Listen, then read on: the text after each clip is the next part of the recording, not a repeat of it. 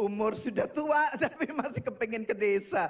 Oke, pagi hari ini saya akan menyampaikan firman dengan tema Serving Beyond the Walls. Melayani, memahami panggilan kita, panggilan Anda dan saya untuk melayani komunitas di luar gereja, yaitu masyarakat. Nah, berapa bulan lalu saya berkhotbah tentang keluarga ya, karena pelayanan dimulai dari keluarga. Sehingga temanya waktu itu serving family in Christ ya. Ya, sebentar sebelum serving the church, serving family dulu. Oke, family as a ministry, keluarga dalam sebuah pelayanan. Keluargaku, mesbahku adalah pelayananku. Dan berikutnya saya sampaikan bagaimana kita melayani di gereja lokal. Dan hari ini saya mengajak Anda dan saya semuanya, yuk kita memahami panggilan kita untuk melayani komunitas di luar gereja, yaitu masyarakat. Oke, kita baca ayatnya ya. Haleluya. Kita baca ayatnya, kita sama-sama membaca 1, 2, 3. Sama seperti anak manusia datang bukan untuk dilayani, melainkan untuk melayani dan untuk memberikan nyawanya menjadi tebusan bagi banyak orang. Perhatikan Yesus yang begitu luar biasa. Yesus yang sesungguhnya adalah pribadi dari Tritunggal Allah. Tapi di Allah Bapa mengutus anaknya yang tunggal menjadi manusia sama seperti Anda dan saya. Tapi kedatangan Yesus di dunia bukan untuk jadi bos, untuk dia dilayani, tapi Yesus datang untuk melayani dan memberikan nyawanya.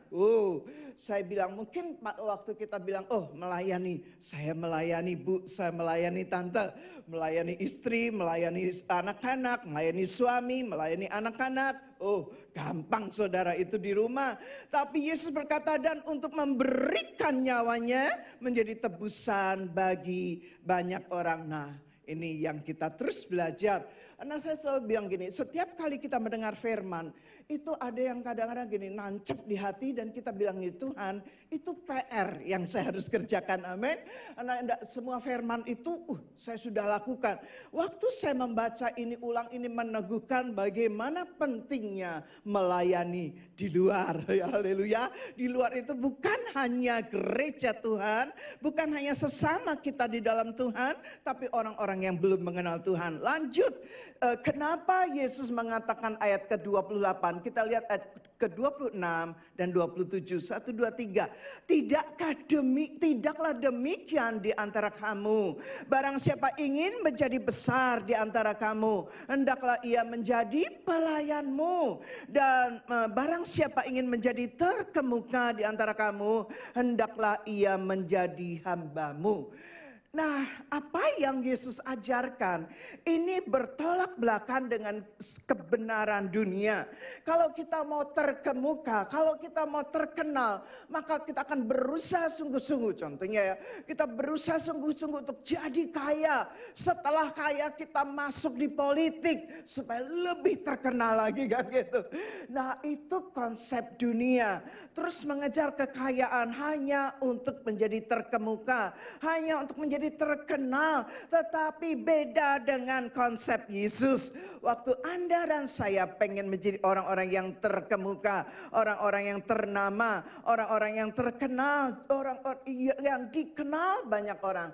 Justru Yesus bilang, kalau kamu mau menjadi besar, justru kamu harus menjadi pelayan. Haleluya.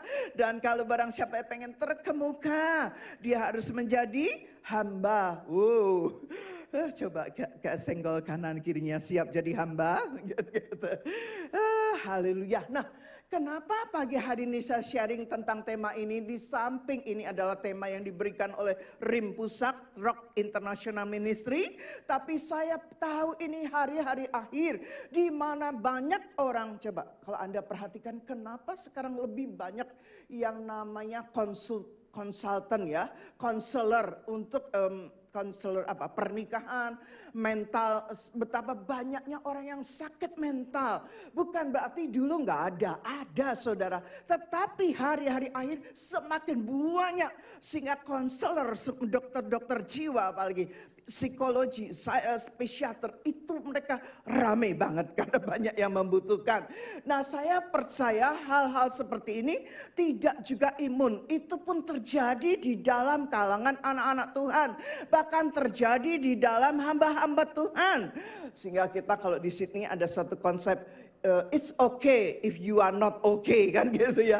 It's okay, tapi memang benar sih. Waktu Anda dan saya merasa aduh kayaknya saya lelah banget secara jiwa. Nah, itu harus Anda segera hadapi. Drakor, apalagi Netflix tidak menyembuhkan saudara. Yang menyembuhkan semua sakit penyakit kita, khususnya jiwa kita yang sakit, hanya kuasa firman Tuhan. Nah, saya mau Anda dan saya semuanya perhatikan ayat ini. Saya sering kali cross check hati saya dengan 2 Timotius 3 ayat 1 sampai 5. Saya baru dari Indonesia kan dengar kabarnya gitu. Aduh, di Indonesia itu yang miskin semakin miskin katanya. Yang kaya semakin kaya. Jenjang sosialnya terlalu tinggi. Ya betul. Nah, sehingga ketahuilah bahwa pada hari-hari terakhir akan datang masa yang sukar. Tahun depan lebih sukar dari tahun 2024. Tahun 2026 lebih sukar lagi. Masa depan, keadaan yang terjadi di hari-hari akhir bagi orang-orang bukan hanya gini. Terjadi kepada seluruh dunia, termasuk Anda dan saya sebagai umat Allah, kita pun mengalami masa yang sukar. Kalau kita ingat bagaimana Nabi Elia yang begitu diurapi Tuhan luar biasa, membunuh 800 nabi Baal dan Asyera. 850 nabi Baal Asyera. Elia seorang diri, dia tumpas habis ya. Tumpas habis sama Elia kan begitu.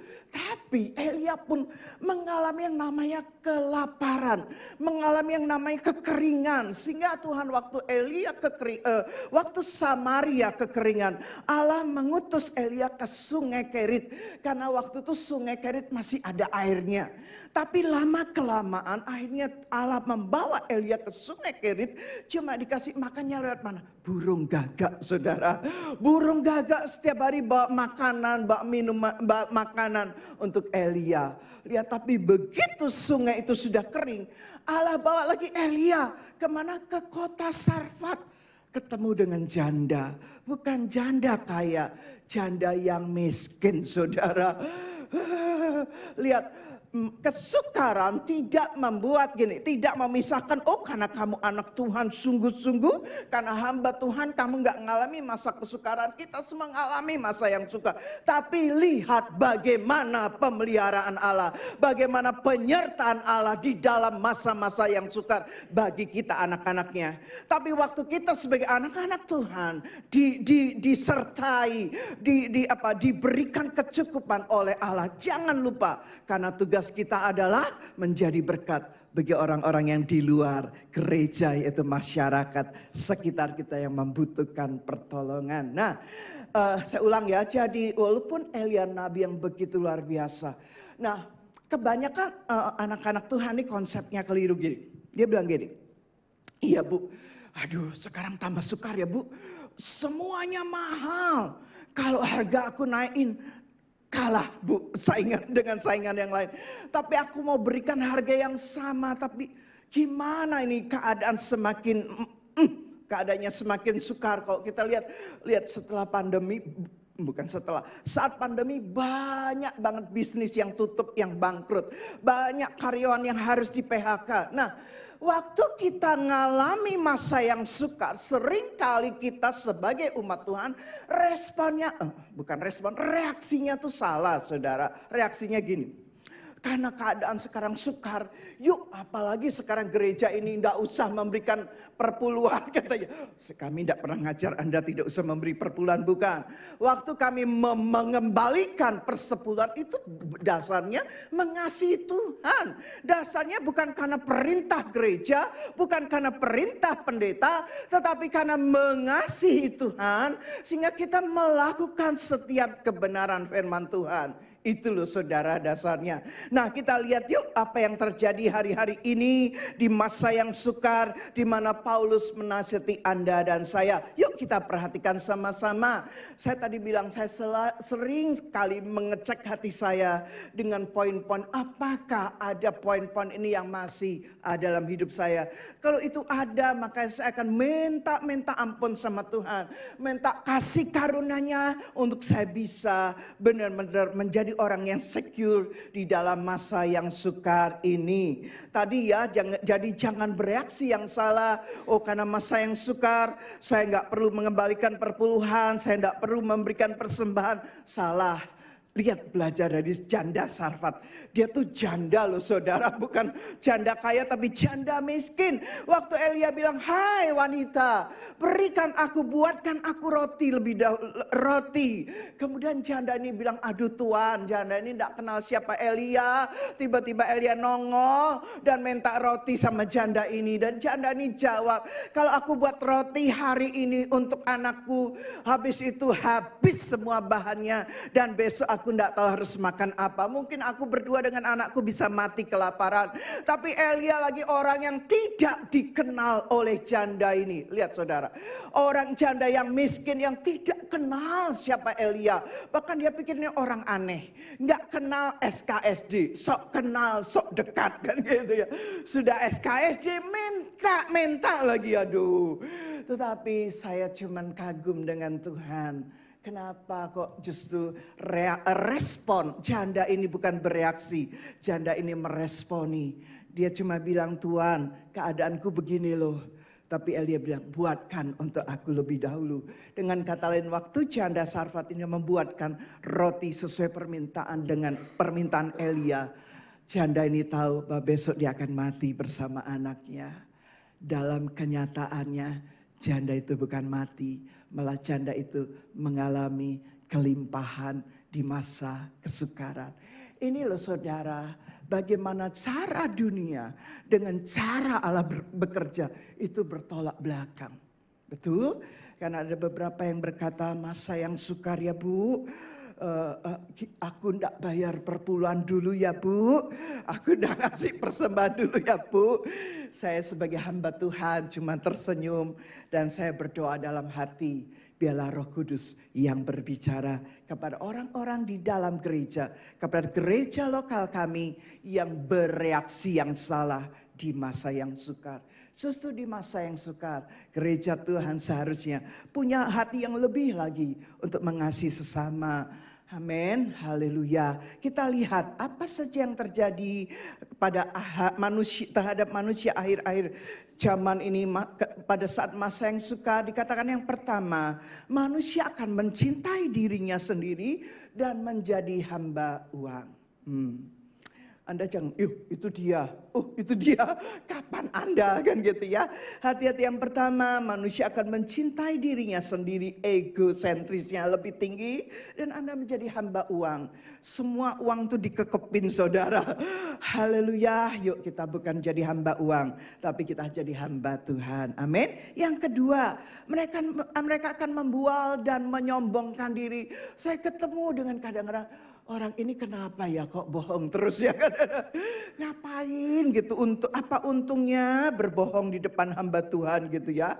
Karena mungkin dia pengen mendapat pengakuan, mungkin dia pengen dapat penerimaan, mungkin dia pengen dapat jabatan, mungkin apapun saya nggak tahu. Tapi kadang-kadang saya bingung, ngapain bohong kok di depan hamba Tuhan kan gitu. Tapi saya juga harus menjaga diri saya supaya saya juga tidak membual dan tidak menyombongkan diri. Kalau saya bilang gini, apa yang mau disombongin? Sakit gigi kecil aja, lubang kecil aja kita udah kesakitan ya. Lanjut, mereka akan jadi pemfitnah. Hati-hati gereja Tuhan yang saya kasihi. waktu kita kecewa itu kemudian kita mulai menjelekkan siapapun orang yang mengecewakan, hati-hati. Kita sudah menjadi pemfitnah justru pada waktu kita kecewa, pada waktu kita sakit hati itu ujian. Apakah kita akhirnya membalas dengan fitnah atau kalau kita membalas seperti tadi pujian tadi, lebih mengasihi sesama kita karena Tuhan yang lebih dahulu mengasihi Anda. Nah, mereka akan berontak terhadap orang tua dan tidak tahu berterima kasih. Nah, kalau poin 4 ini saya berdoa untuk semua anak-anak rohani yang ada di gereja lokal kami. Hai anak-anak, hormati orang tuamu. Aduh, jangan berontak, jangan melawan. Kita ada di kadang-kadang kan alasan yang gini, salahnya Bu tinggalnya di Australia sih Bu. Jadi anak-anak tuh maunya hak asasi, sama dong. Kalau orang tua salah kita hajar orang tua kita. Kalau anak salah juga dihajar anaknya. Tapi anaknya berontak dan tidak tahu berterima kasih. Justru saya melihat anak-anak yang seperti Daud ya. Daud itu kan tidak dianggap sama papahnya, tidak dinilai, tidak dihargai. Tapi bagaimana respon, bagaimana sikap Daud kepada Isai. Justru kepada anak-anak seperti itulah yang tidak memberontak, dimarahin, disalahin, ditegur apalagi. Dimarahin, ditegur, bahkan mungkin dibentak, bahkan mungkin hal-hal yang kasar dilakukan oleh orang tuanya. Tapi anak itu tetap taat, anak itu seperti Daud, dia tidak dianggap. Tapi Daud tetap mengasihi bapaknya, amin. Dia tidak berontak, dia tetap mengasihi orang tuanya. Dia Daud tetap berterima kasih dan kita lihat bagaimana Tuhan memberkati Daud. Saya percaya begini, waktu saya mengajar kepada anak-anak, itu hukum kelima ya. Hai anak-anak, hormati orang tuamu.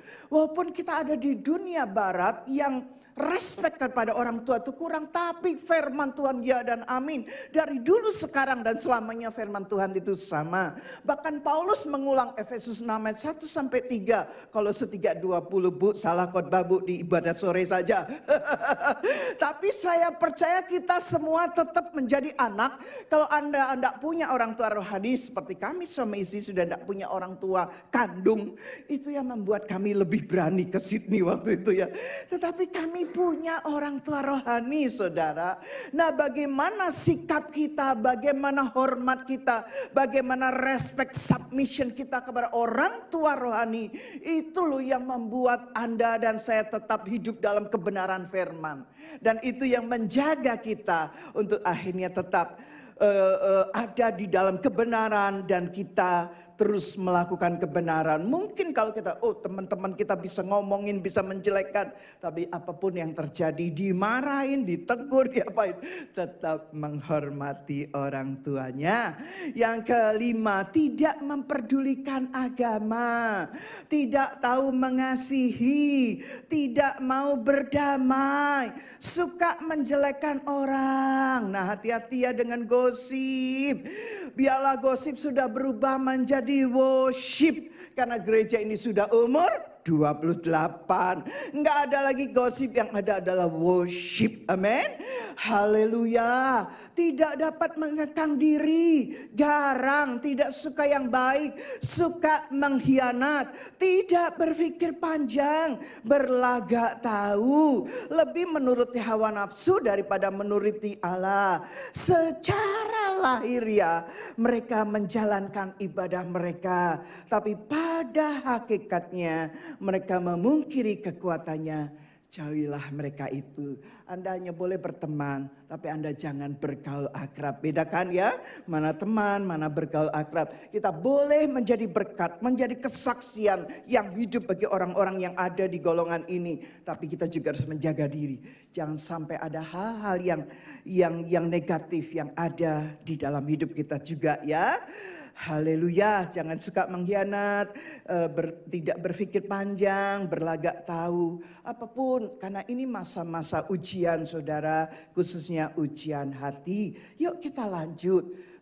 Saya hanya beberapa poin ini saya mengingatkan Anda dan saya. Kita lihat Wahyu 22 ayat yang ke-11. Kita bicara akhir zaman ya, ini saya warning dulu.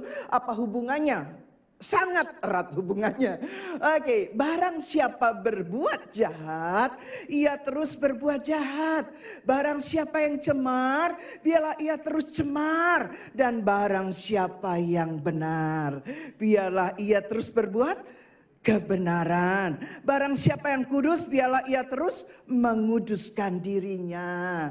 Nah, di tengah-tengah keadaan dunia yang semakin hancur, yang semakin rusak, yang semakin bobrok, bila kita gereja Tuhan didapati oleh Tuhan.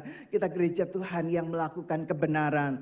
Karena Allah kita adalah Allah kebenaran itu sendiri. Dan biarlah kita hidup dalam kekudusan, karena kita memiliki Allah yang maha kudus. Kita bisa hidup benar, kita bisa hidup kudus. Bukan karena kekuatan kita, tapi karena Dia benar. Karena Dia kudus, sehingga Dia yang membuat Anda dan saya bisa hidup kudus dan bisa hidup benar.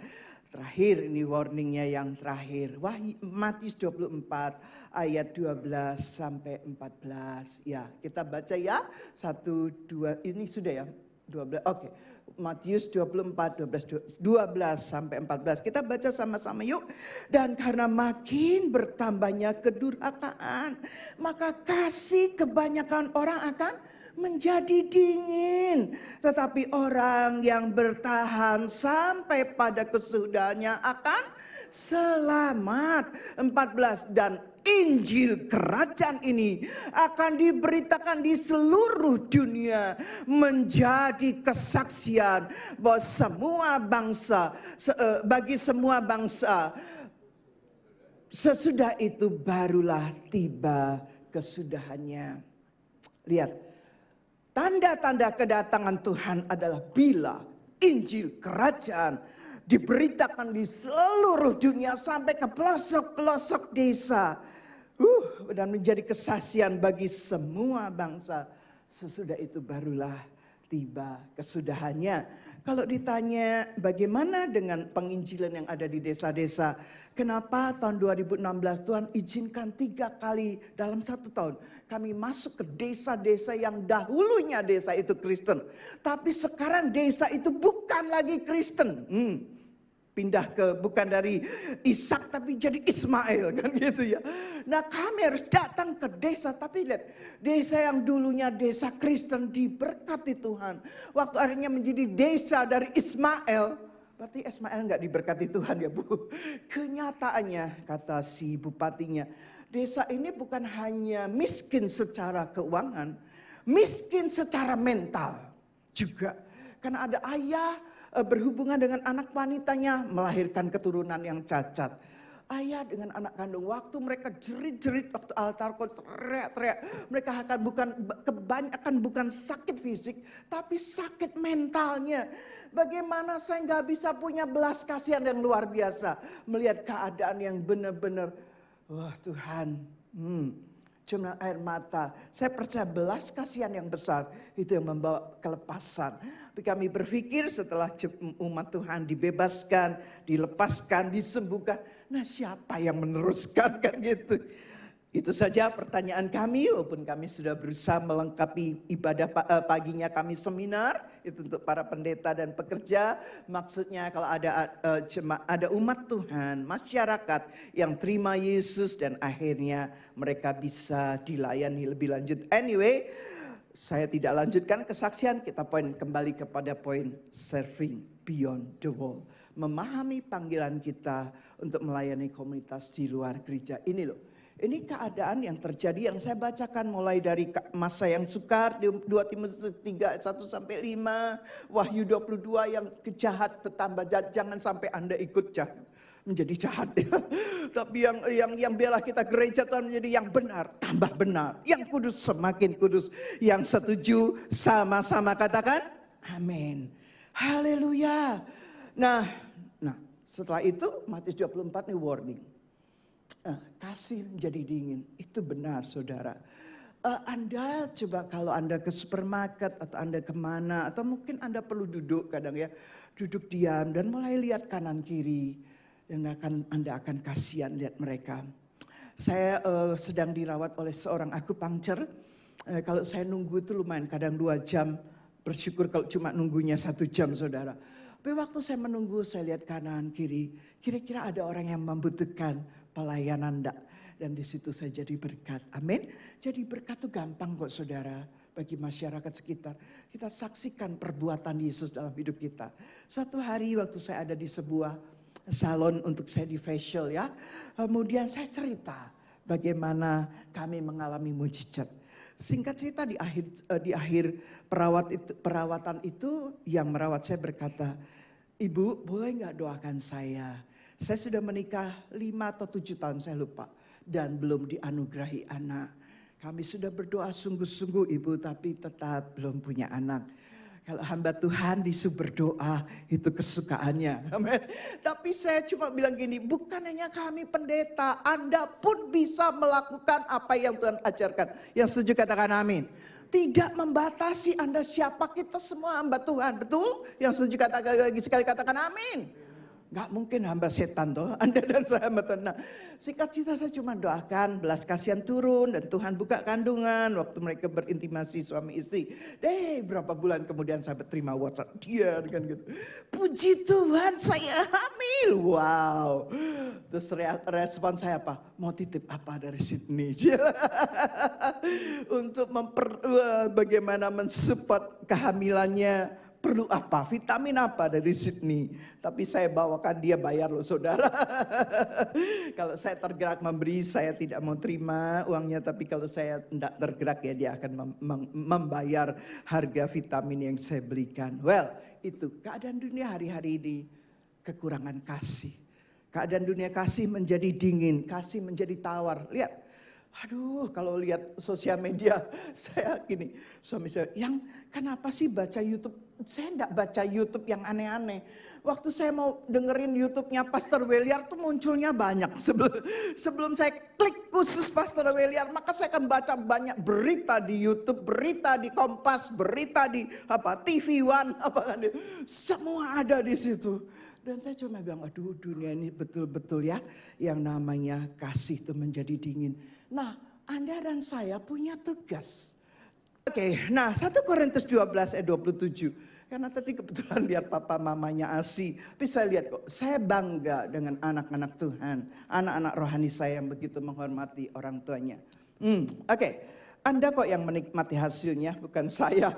Kamu semua adalah tubuh Kristus. Dan kamu masing-masing adalah anggotanya. Anda adalah gereja.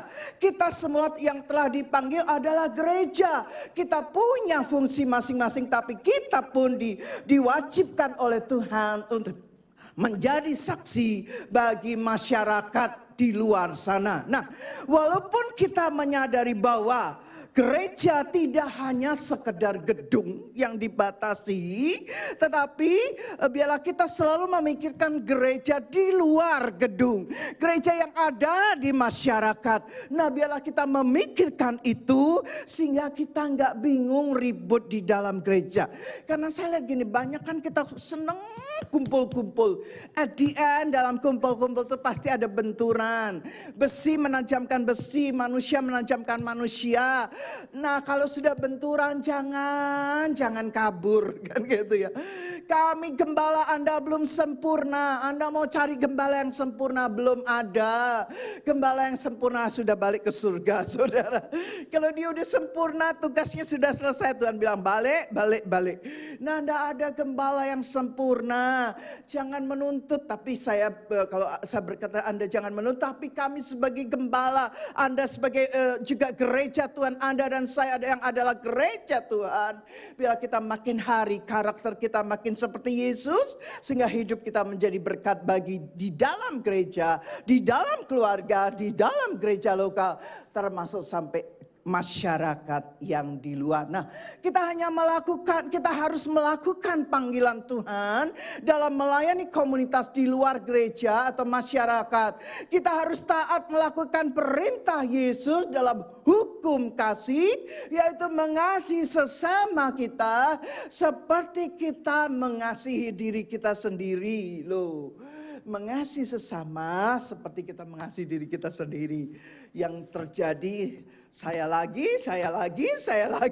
Tapi mari kita belajar mengasihi sesama seperti kita mengasihi diri kita sendiri. Ya, yuk kita belajar. Ini PR kalau belum pernah lakukan. Kalau sudah pernah lakukan tapi sekarang enggak, ayo ini PR lagi yang harus Anda dan saya lakukan. Sehingga pagi hari ini Tuhan mengingatkan lewat firman-Nya. Sesama kita bukan hanya orang yang ada di dalam gedung gereja, tetapi komunitas yang di luar gereja ya. Jadi sesama, waktu ada murid Yesus berkata, yang engkau maksud sesama itu siapa guru? Dan Yesus memberi perumpamaan. Ada orang Samaria yang dirampok, kemudian dia tergeletak di tengah jalan. Imam lewat, imam bilang aku ada pelayanan, dia lewat dibiarin. Kemudian ada apa? Orang Lewi, dia lewat, dilihat ada orang, wah dia juga lewat karena orang Lewi. Tapi yang justru yang menolong adalah sebentar, yang dirampok adalah orang Israel ya. Tapi yang menolong justru waktu ada orang Samaria, waktu dia lewat dan dia melihat ada orang yang tergeletak, justru dia membantu orang tersebut. Nah, itu yang Yesus maksud sesama. Sesama itu bukan hanya kita yang di dalam gereja, bukan hanya ya, tapi sesama juga ada yang ada di luar, di masyarakat. Karena keadaan dunia hari-hari ini semakin kasihnya semakin jadi dingin. Nah, kalau ada orang suami isi konseling, mungkin Tuhan pakai Anda menjadi seorang konselor, tidak membatasi umur Anda. Karena saya lihat anak-anak muda, keluarga-keluarga muda, couple muda, saya lihat mereka begitu indahnya. Nah, Anda bisa jadi contoh, Anda bisa jadi teladan dalam rumah tangga bagi teman-teman Anda yang dihantui perceraian. Jangan malah gini, oh, memang suamimu begitu, enggak bisa cari duit gini gitu. Diceraiin aja, lu dapat warisannya apaan coba. Salah nasihat itu. Oke. Nah, Yesus telah memberikan teladan bagaimana dia datang untuk melayani komunitas di luar gereja itu. Masyarakat lihat Yesus. Dan melayaninya siapa? Perempuan Samaria, perempuan yang sudah kumpul dengan 6 pria, tapi 6 pria itu bukan suaminya. Itu Yesus, fokus Yesus kepada masyarakat lagi. Dia datang di kolam Bethesda, dia cari orang. Kenapa dari semua orang sakit yang dipilih cuma satu, yang lumpuh 38 tahun. Memang dia punya kasih karunia khusus sehingga mata Yesus tertuju. Tapi saya mau bilang ini, lihat pelayanan Yesus. Betul dia ada di bait Allah, betul dia mengajar ahli Taurat, orang Farisi, orang-orang Yahudi, tetapi Yesus pun ada di masyarakat. Bahkan Yesus pelayanan banyak di luar masyarakat, di luar orang-orang Yahudi ya, di luar bait Allah.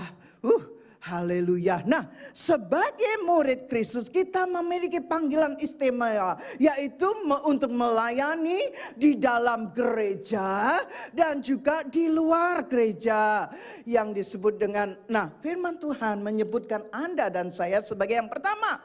Anda dan saya adalah agent of change atau agen perubahan. Haleluya.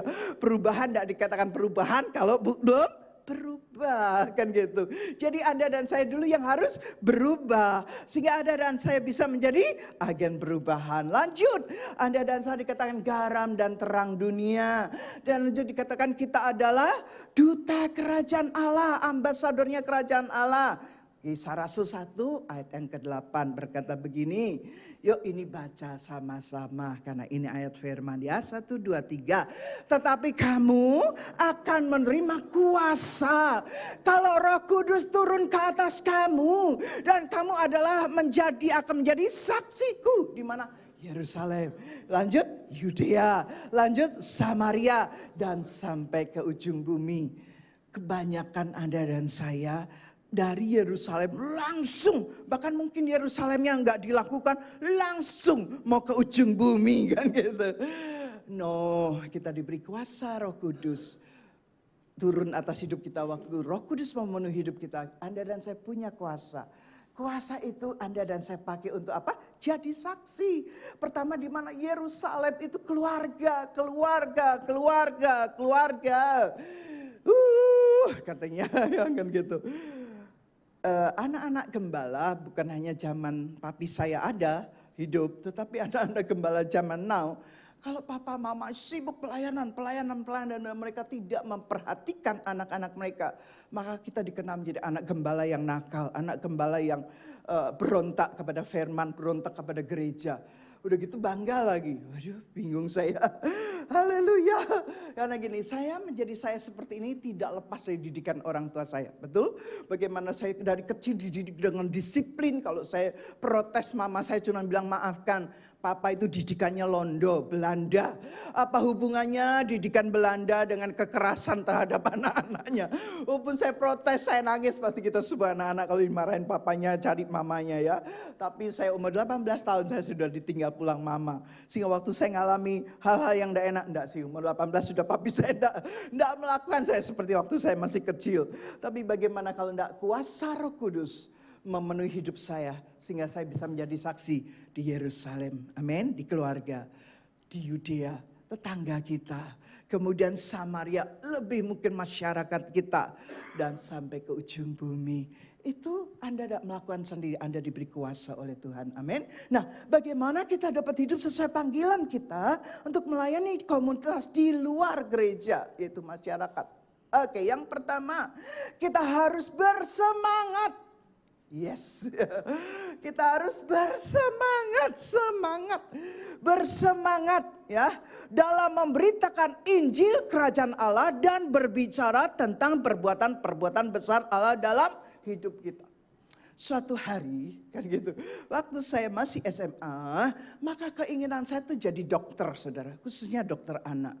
Kenapa saya pengen jadi dokter? Saya bilang gini sama Tuhan, kalau jadi dokter itu menyembuhkan fisiknya, kan gitu, dan juga melayani kebutuhan jiwanya gitu loh. Double loh Tuhan, double. Ternyata apa yang saya inginkan, papa saya bilang, non, kalau bisa cari sekolah yang gak membayar. Karena saat itu tahun 1978 masuk kuliah kedokteran itu Udayana tahun 1978 bayar uang kayak ngasih duitnya itu 10 juta rupiah. Bagi seorang gembala, bukan papa saya 10 juta nggak punya, tapi 10 juta itu ya nggak besar bagi papa saya yang hidup dengan iman. Gereja Pantekosta kan gitu ya. Sehingga papa bilang carilah, tapi kalau enggak begitu saya enggak ketemu dengan suami saya, pastor saya, amin. Karena saya bilang kalau saya enggak begitu saya enggak jadi bugem, tapi saya jadi bukdok. Karena jadi dokter dan ketemu pasangan juga seorang dokter. Tapi karena Tuhan mempunyai rencana untuk saya jadi hambanya, maka akhirnya saya ketemu Bapak Gembala Anda. Hari ini saya menjadi bugem, bukan dugem, bugem. Ibu Gembala ya. Nah, semangat ya memberitakan Injil Kerajaan Allah. Ada ayatnya. Matius 28, 19 sampai 20. Karena itu pergilah, jadikanlah semua bangsa muridku dan baptislah mereka dalam nama Bapa, Anak dan Roh Kudus, dan ajarilah mereka melakukan segala sesuatu yang telah kuperintahkan kepadamu, dan ketahuilah Aku menyertai kamu senantiasa sampai kepada akhir zaman. Immanuel, waktu Anda dan saya melakukan kebenaran firman. Sebetulnya hal ini gampang loh saudara. Tinggal Anda mau atau tidak, Anda taruh hati Yesus. Waktu hati Yesus ada di hati Anda tuh mudah belas kasihan. Begitu lihat orang, kadang-kadang saya dari jauh gitu ya, lihat nenek-nenek bule, bongkok. Saya dari jauh, atau orang nenek-nenek Chinese. Saya dari jauh nih gini, Tuhan, boleh nggak ya dia jadi bungkuk, jadi tegak lagi. Kalau itu terjadi kayaknya Jesuit gempar itu kan gitu.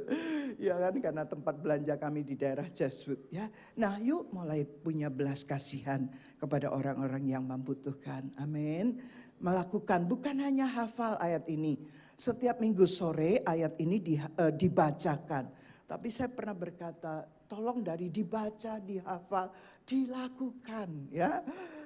Saya sempat upset ya waktu saya tahu BIG itu ditutup.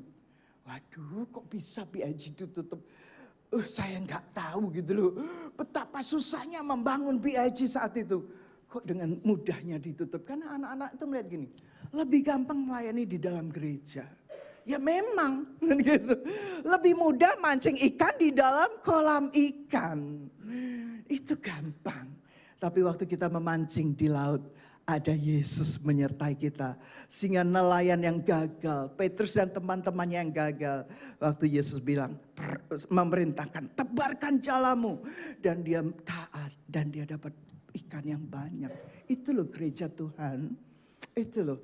Ayo mulai memikir, orang-orang di luar kita. Mungkin orang tua kita yang belum kenal Kristus. Keluarga besar kita yang belum kenal Kristus. Mereka tuh cuma butuh kasih, butuh perhatian. Itu saja. Waktu Anda benar-benar memperhatikan, waktu Anda benar-benar mengasihi, lihat bagaimana Tuhan menyertai Anda. Dan apa yang mustahil bagi manusia, Allah bisa membuat menjadi terjadi. Amin. Enggak ada yang mustahil bagi Tuhan. Semangat, katakan semangat. Gitu ya. Haleluya. Tak pertanyaan gini, saya juga nanya. Kapan terakhir saya cerita kebenaran Tuhan? Kapan terakhir saya bersaksi kepada orang yang tidak saya kenal? Saya kan tipenya SKSD, sok kenal, sok dekat saudara. Sehingga di dalam acara treasure woman waktu lunch gitu ya, wah senang ketemu ibu-ibu gembala dari mana-mana gitu ya. Haleluya. Ya tapi itu kan saya di kalangan gereja. Nah kapan saya ingat waktu saya sedang dilayani dan nunggu 2 jam di tempat akupunktur. Ya waktu 2 jam itu bagaimana 2 jam itu punya waktu yang berarti kepada orang yang membutuhkan kasih Kristus. Amin. Waktu saya cerita suami saya mungkin dia pikir kamu orang kaya, saya orang yang diberkati Tuhan. Amin. Haleluya. Kalau kaya terbatas, kalau berkat tidak terbatas. Amin. Kedua, kita berfungsi sebagai garam dan terang dunia yang memberi dampak dengan kasih, kebaikan dan keadilan. Matius 5:16. Demikianlah hendaknya terangmu bercahaya di depan orang, supaya mereka melihat perbuatanmu yang baik dan memuliakan Bapamu yang di surga. Lihat sikap kita yang baik aja orang kan memuliakan. Mana sih ada pasien kan gitu. Saya percaya waktu saya menabur kebaikan, saya menabur kasih dengan orang. Mungkin orang tuh nggak dipandang oleh semua konsumen, semua orang yang ngantri ya kan gitu. Tapi karena saya kasihan ya gitu ya. Sehingga saya mulai bercakap-cakap, sehingga coba mana ada pegawai administrasi sementara 2 jam dia micetin saya coba di luar.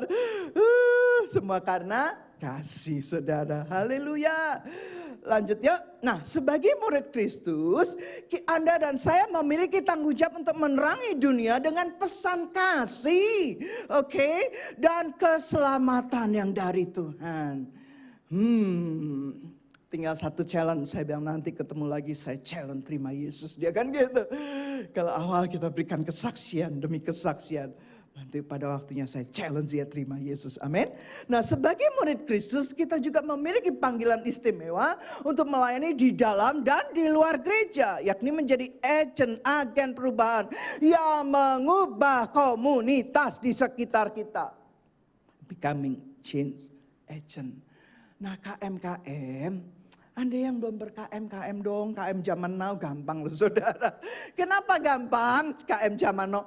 Ada banyak KM yang Anda tidak perlu datang. Hanya lewat Zoom. Aduh itu KM paling gampang. Tetapi saya selalu ingatkan KM-KM yang pakai Zoom. Adakan waktu di mana Anda bisa KM on-site. Kemudian waktu KM onsite mungkin makan-makan, ajak orang-orang yang belum kenal Tuhan. Atau ajak jiwa-jiwa yang mundur. Saya tuh kadang ketemu jemaat yang udah lama banget ke gereja. Itu bukan di gereja, ya pasti bukan di gereja. Nah saya ketemu di tempat-tempat yang kadang-kadang saya gak pikir bisa ketemu dia gitu. Bersyukur dia masih ingat saya dan saya ingat dia jemaat saya gitu. Ya udah itu jemaat awal kayaknya ya. Dan saya mulai cerita. Betapa engkau membutuhkan Yesus dalam keluargamu. Ya kadang-kadang kalau ada hal-hal itu malah dia menghindar. Salah saudara. Anda keluar dari komunitas itu salah. Dalam masalah, dalam apapun keputusan yang salah. Tadi kan saya bilang banyak yang membuat keputusan-keputusan yang salah. Emangnya kalau Anda buat keputusan salah saya usir? Ya enggak, saya luruskan. Tapi kalau sudah saya luruskan, saya sampaikan kebenaran. Keputusan adalah di dia, bukan di saya. Jadi kalau ada hal-hal yang salah Tuhan tidak tanya, hai Lydia, kenapa dia kamu izinkan cerai? Enggak Tuhan, aku tidak pernah izinkan dia cerai Tuhan. Itu keputusannya dewe Tuhan kan gitu. Ngerti ya saudara, haleluya. Tadi saya ketemu jemaat-jemaat yang lama banget. Itu bukan di dalam gereja, justru di luar. Tapi di akhir pertemuan saya selalu bilang, kembali lagi yuk ke gereja. Karena dia juga gak ke gereja mana-mana. Kembali lagi ke gereja. Nah Kejadian 1 ayat 26. Ini luar biasanya. Dari semula. Dari semula lah kau ciptakan. Kan gitu. Kejadian 1:26. Sama-sama, 1, 2, 3. Berfirmanlah Allah, baiklah kita menjadikan manusia menurut gambar dan rupa kita, supaya mereka berkuasa atas ikan-ikan di laut, burung-burung di udara, dan atas ternak, dan atas seluruh bumi, dan atas segala binatang melata yang merayap di bumi. Firman Tuhan menegaskan panggilan Anda dan saya untuk berkuasa, yang bahasa Ibraninya adalah radah, yang artinya memerintah, mengelola bumi. Tuhan Yesus memberikan kepada Anda dan saya otoritas dan tanggung jawab atas bumi kepada Anda dan saya. Kita dipanggil oleh Allah untuk berkuasa. Berkuasa bukan jadi bos, tetapi maksudnya kita dipanggil Allah untuk berkuasa, tujuannya adalah agar kerajaan Allah datang di bumi seperti di surga, dan kita menjadi pelaksana kehendak Allah di bumi. Sehingga doa Bapa kami diajarkan oleh Yesus, tapi bukan hanya diajarkan, bukan hanya kita hafal, tapi kita melakukannya. Apalagi saya yang di sekolah Katolik ya, dari SMP yang mulai ya, selalu doa Bapa kami ini, Bapa kami yang di surga, dipermuliakanlah namamu, dikuduskanlah namamu, datanglah kerajaanmu. Nah, kita dipanggil, diberi kuasa, diberi otoritas oleh Allah supaya membawa kerajaan Allah datang di bumi seperti di surga, dan kita menjadi pelaksana kehendak Allah di bumi. Haleluya, langsung kaget saya. Lanjut, Allah telah mempercayakan otoritas dan kuasa atas bumi kepada manusia. Manusia menjadi rekan sekerja Allah di bumi yang Dia telah ciptakan. Nah, sebagai rekan kerja Allah, kita memiliki otoritas dan kuasa untuk memerintah dan mengelola bumi. Firman Tuhan menyebutkan kita sebagai perwakilan kerajaan Allah, representative of Christ Kingdom. Nah, itu nickname dari gereja kita, Rock. Representative of Christ Kingdom. Kalau kita tanya rock, itu rock batu karang, tapi rocknya di kalangan kami nickname dari GBI yang menjadi bendera kami, yang menjadi menaungi kami, orang tua rohani kami adalah rock, kan gitu ya. Representative of Christ Kingdom. Lanjut, utusan kerajaan Allah, lanjut duta atau ambasador kerajaan Allah. Jangan lupa Anda adalah representative Christ Kingdom. Jangan lupa Anda adalah utusan kerajaan Allah, dan Anda juga duta besar kerajaan Allah. Keren ya? Siapapun Anda adalah duta kerajaan Allah. Nah, Yohanes 17 ayat 18. Sama seperti engkau, kata Yesus, ini doa Yesus. Sama seperti engkau telah mengutus aku ke dalam dunia, demikian pula aku, Yesus, telah mengutus mereka ke dalam dunia. Yesus mengutus Anda dan saya ke dalam dunia supaya kita melakukan amanat agung Yesus. Nah, kita dapat hidup sebagai rekan kerja Allah dan perwakilannya di bumi dengan menjadi agen perubahan. Maka menjadi agen perubahan. Nah, untuk itu, untuk menjadi benar-benar menjadi agen perubahan, saya hanya membahas satu topik, tapi topik ini yang penting. Untuk kita dapat hidup sebagai agen kerajaan Allah, agen dari perubahan, kita perlu yang pertama hidup memprioritaskan dan mengutamakan kehendak Allah. Yang setuju katakan amin. Sehingga ada ayat yang berkata gini, kata Yesus kepada mereka, makananku ialah melakukan kehendak Dia yang mengutus aku dan menyelesaikan pekerjaannya. Sehingga ada ayat ini dibuat satu lagu. Makananku ialah melakukan kehendak Bapa. Makananku ialah menyelesaikan pekerjaannya. Sampai ku dapatkan. Kalau saya lagu capek, saya nyanyi lagu itu. Mahkota kemuliaan dan memerintah bersama Dia. Amin. Sampai ku dapatkan mahkota kemuliaan dan memerintah bersama Dia, amin. Reward bukan hanya reward pendeta. Reward Anda dan saya sebagai murid Kristus, sebagai hamba-hamba Tuhan adalah kita memerintah bersama Tuhan di kerajaan kekekalan. Amin. Kita setia melakukan dan kita memerintah bersama Dia. Amin. Sampai kudapatkan mahkota kemuliaan, mahkota kehidupan. Amin. Nah, yuk prioritaskan hidup untuk mengutamakan kehendak Allah. Saya nasihati sebentar, kok tiba-tiba ingat.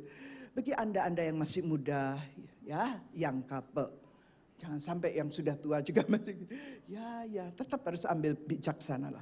Anda invest di properti, di mana, ingat, jangan sampai akhirnya melibat Anda seni hutang itu. Anda terikat dengan hutang sehingga membuat beban yang tidak seharusnya jadi beban. Oke? Bercukuplah dengan apa yang ada yang Tuhan percayakan. Bahkan kalau mau invest berdoa sungguh-sungguh. Kalau Tuhan tidak izinkan jangan lakukan. Setuju? Supaya kita tidak masuk di dalam tadi kategori menjadi hamba uang. Ya, mencintai diri sendiri dan jadi hamba uang. Hamba uang. Satu tujuannya, aku pengen kaya raya. Kan gitu. Haleluya. Itu ujung-ujungnya setelah kaya raya apa? Dihormati. Saya mau bilang, hari-hari ini orang-orang sedang mencari bukan orang yang kaya raya dan dihormati. Tapi orang yang kaya dalam karakter Kristus. Yang setuju katakan amin. Kok gak ada yang amin? Yang kaya dalam karakter Kristus. Yesus yang dimuliakan. Yesus yang ditinggikan. Kalau dikasih berkat kekayaan, puji Tuhan.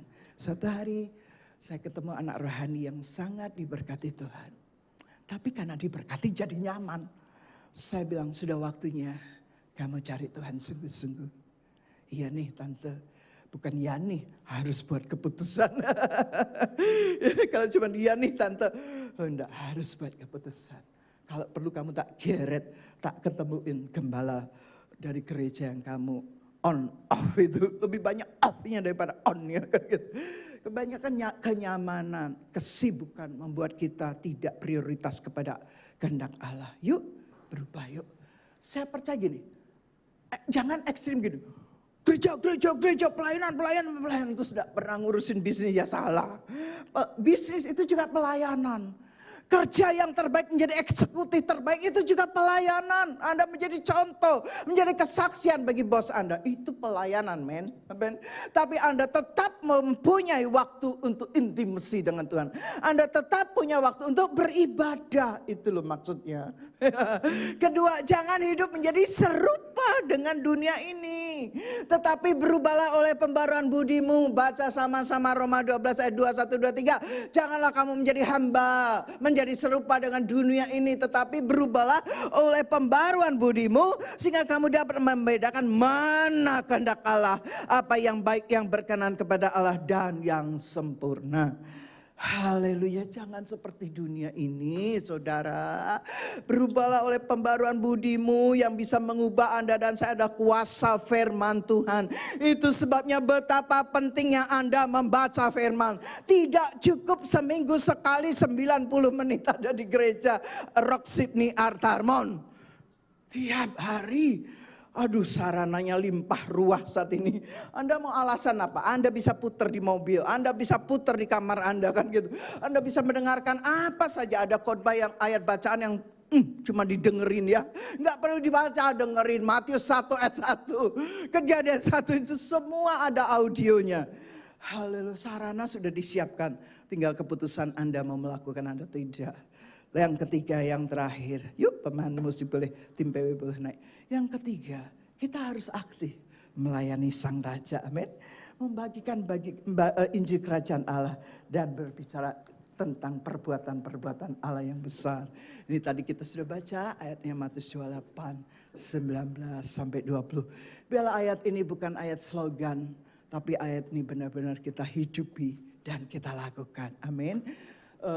Bapak Gembala senior kami, orang tua rohani kami berkata gini, yang nomor satu itu great commandment. Perintah yang besar adalah mengasihi Tuhan dengan segenap hati, jiwa dan kekuatan kita.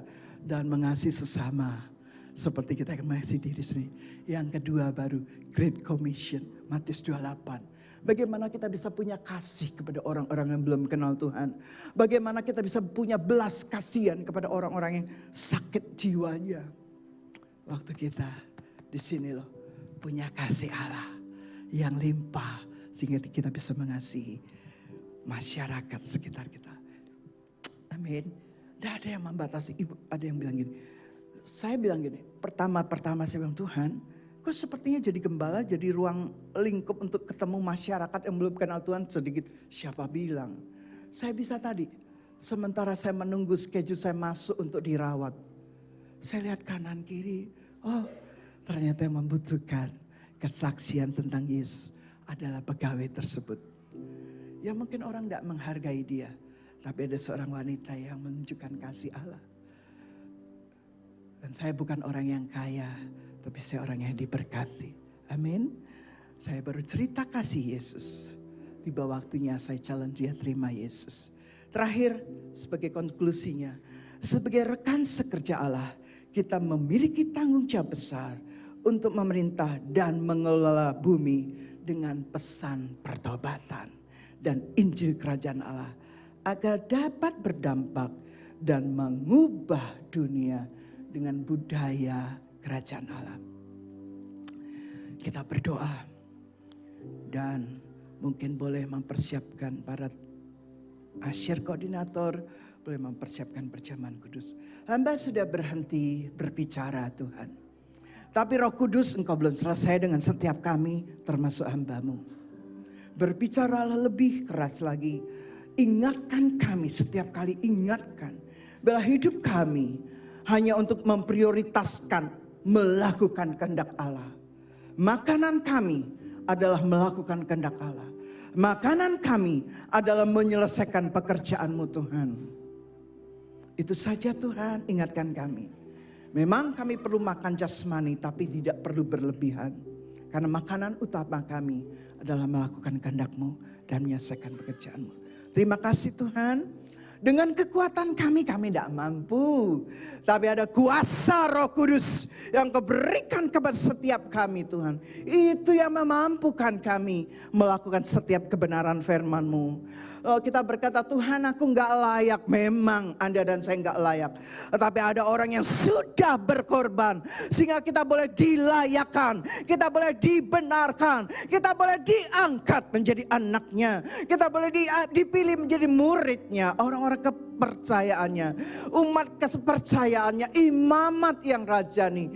Karena ada orang yang sudah menebus kami lebih dahulu. Yaitu Engkau Yesus. Dan pagi hari ini kami mengingat semua pengorbanan-Mu melalui korban tubuh dan darah-Mu Tuhan. Yang sebentar umat makan dan minum. Biarlah perjamuan kudus ini bukan hal yang rutin Tuhan. Tapi perjamuan kudus ini menjadi sesuatu yang luar biasa.